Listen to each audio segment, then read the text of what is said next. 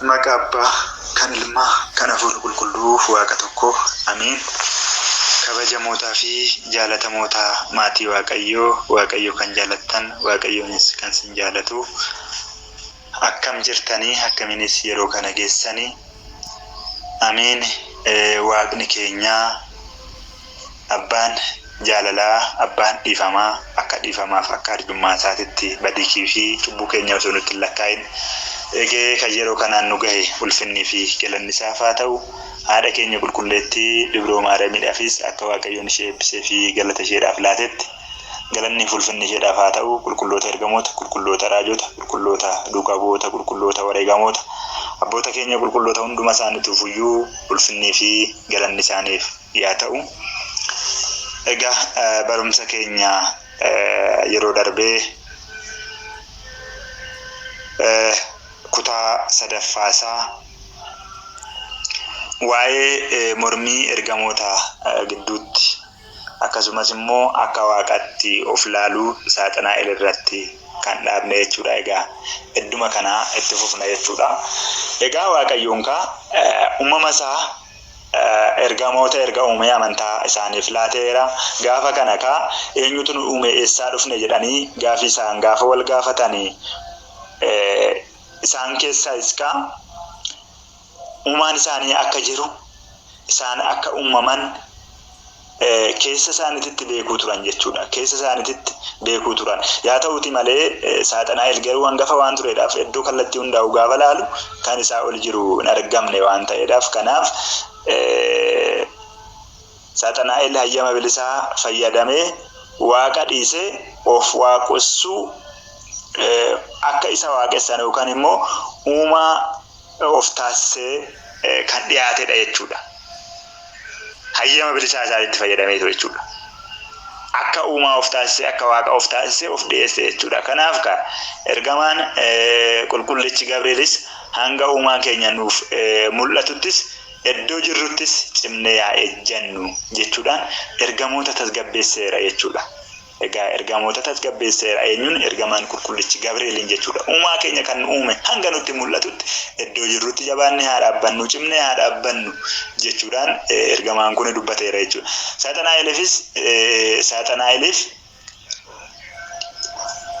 Saaxanaa'eliifis jecha isaa kan dhagahe kufaniiru. Yeroo kanattis waaqni lola ifa gara baase.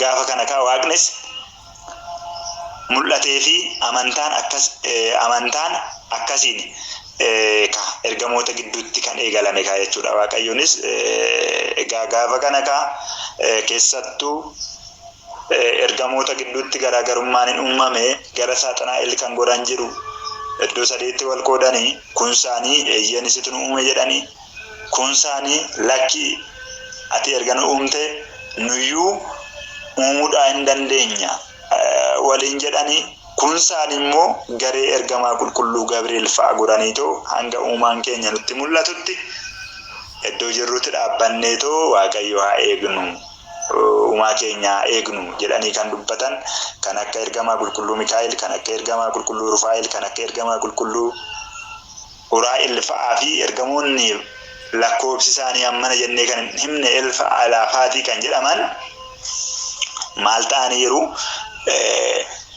gara ishee dubbii dhugaa gara ergamaa qulqulluu Gabri'eel fa'aatti goranii jiran jechuudha. Kanaaf amantiin bifa kanaadhaan jechuudha. Kan isheen eegalamte bifa kanaan ergamoota gidduutti kan isheen eegalamtedha jechuudha. Egaa ifa baateerti jechuudha bifa kanaan. Namootaaf ifa kan baate immoo dura Addaam irraa jechuudha. Kunis kitaaba qulqulluu keessatti ilaaluun ni danda'ama jechuudha. Addaamii fi Hewaan muka balasii erga nyaatanii booda waaqayyo jalaa dhokachaa yaalanii jiran jechuudha.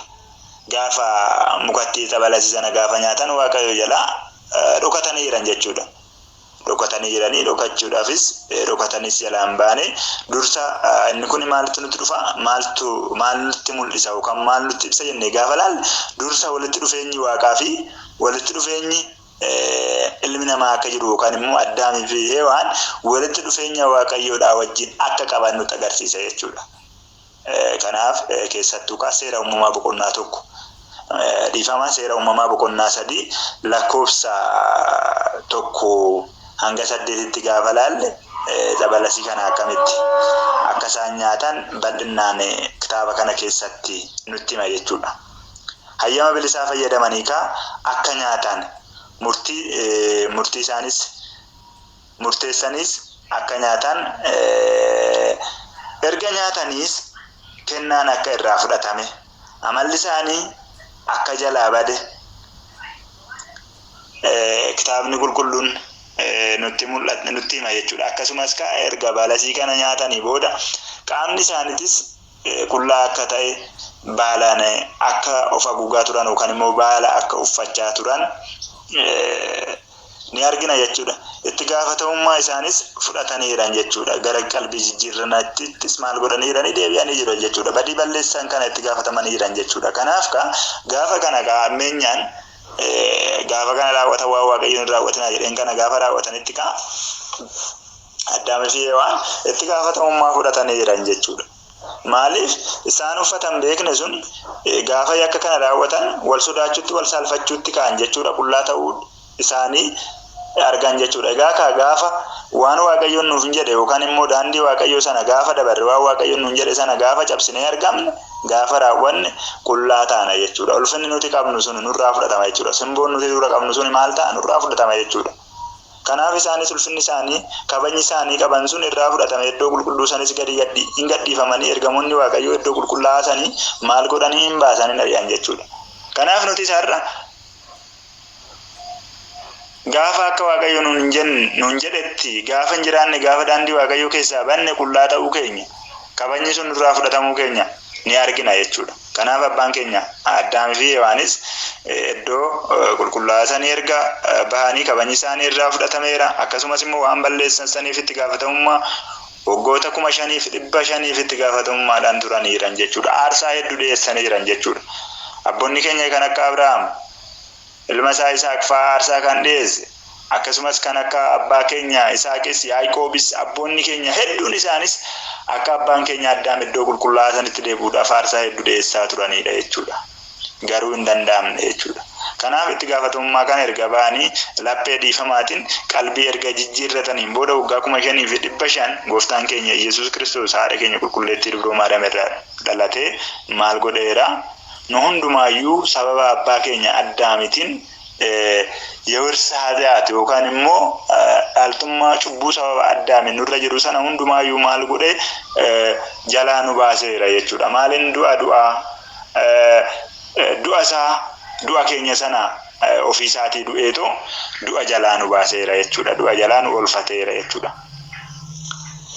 Inni biraa namni amantaa malee jiraachuu ni danda'a jedha. Inni kun akka gaafitti jechuudha. Namni amantaa malee jiraachuu danda'a. Namni kan amanu otoo hin jiraanne iyyuu jiraachuu hin danda'u jechuudha. Namni amantaa malee jiraachuu hin danda'u jechuudha. Waaqolee amanuu baatus waaqatti amanuudhaa baatus garuu wanta itti amanu tokko mataa isaa ni qaba jechuudha namni. Waaqatti iyyuu amanuudhaa baatu malee wanta itti amanu qaba jechuudha. Kanaaf uumaan hin jiru jedheetu gaafa amaneewu gaafa fudhateewu inni kun isaaf amantaadha jechuudha. Inni kun isaaf amantaadha jechuudha. Waaqni hin jiru jedheetu gaafa amaneewu inni kun isaaf amantaadha jechuudha. Kanaaf namni amantaa malee jiraachuudhaaf hin danda'u jechuudha. Inni kun garuu yeroodhaaf amma jirutti ta'uu danda'a. Garuu guyyaa dhumaatti immoo itti gaafatamummaa qaba jechuudha. Eenyurraa Waaqayyo irraa gaafin isaaf dhiyaachuu danda'a jechuudha.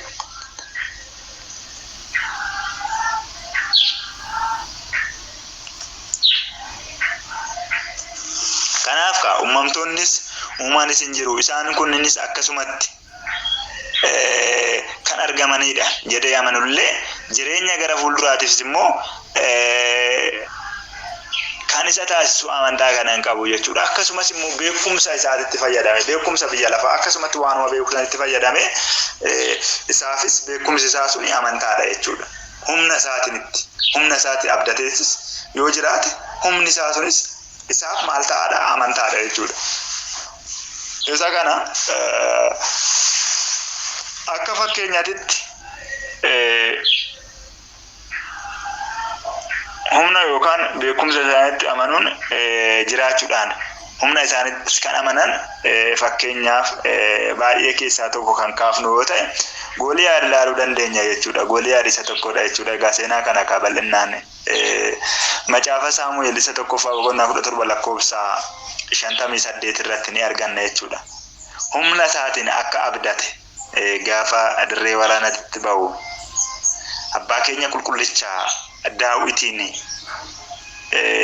Gooliyaad kan ajjeefame kaa humna isaatitti kan boonu baay'ee jabaa fi waa'ee waaqummaa keessa kan hin jirre tuffiidhaan kan guutame humna isaa duwwaa yeroo hundumaa kan abdii godhatu akkamitti namni waaqayyoo fo'ame namni waaqayyoo bitame Daawit inni xiqqaan abbaan keenya qulqullichi Daawit inni xiqqaan suni dhagaa xinnoo ishiitiin akkamitti akka ajjeese namni kun humna isaatiin kan boonaan keessaa yookaan humna isaanii kan abdatan humna isaaniitti kan amanan keessaa isa tokko akka ta'e kitaabni qulqulluun nutti hima jechuudha. Egaa namni tokko hin amanuu jedhullee amanuudhaa amanuu dhiisuun isaayyuu mataan isaatu maalidha amantaadha jechuudha. Amantumaa qabaachuu dhabuun isaa akkuma sila duratiin hin jedhin amanuu jedheetu jiraachuun isaaf maalidha amantaadha jechuudha. Karaa gabaabaan dhaankaa bifa kanaan hubachuu hin dandeenyadha jechuudha. Bifa kanaan hubachuudha hin dandeenya amantaan hin jiru jedhee gaafa amaneewu isa kana nama kanaaf inni kun amantaadha jechuudha.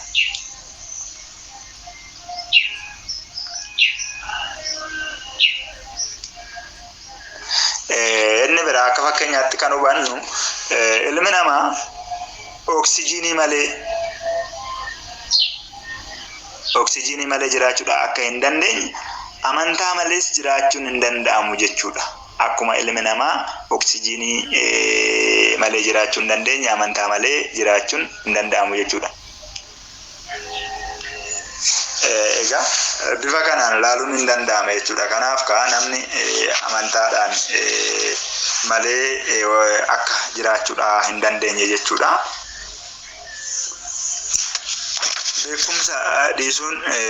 Beekumsa dhiisuun ni danda'ama. Namni kun waa'ee amantaa beekuu dhabuusaa inni mataan isaatuyyuu amantaadha jennee irraa.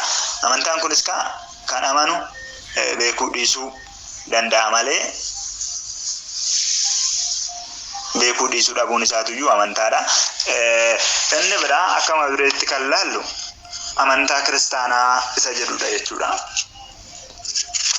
Amantaa kiristaanaa isa jedhudha. Egaa har'aaf barumsa keenya asuma irratti dhaabne egaa barumsa guyyaa har'aa keessatti baranne amantoonni maal akka qabaatan qabxiiwwan sadin kaafnee irraa ayyama bilisummaa filannoo akkasumas itti gaafatamummaa akka qaban amantiin immoo akkamitti akka eegalame ilaallee irraa namni amantii malee jiraachuu akka hin dandeenyes ilaallee irra jechuudha. Egaa kanaaf har'a barumsa keenya guyyaa har'aa asuma irratti dhaabna. Yeroo itti aanu garuu amantii kiristaanaa isa jedhu mata duree kanaan kan walitti deebinu ta'a. Egaa Waaqayyo gidduu keenyatti argame kan nu barsiise kan nu gorse Waaqni abboota keenya Waaqni keenya maqaan isaa kan eebbifamee fi kan ulfaate nuuf haa ta'u. Nutis isa dhageenyeen firii 30 60 100 buufnee gaabbii gallee dhiigaa fi foon isaa fudhannee dhumarratti immoo dhaaltota mootummaa isaa akka taanu Waaqayyoo fedhaaf ayyama isaa nuuf haa ta'u. Ulfinnii fi galanni Waaqayyoodhaaf haa ta'u.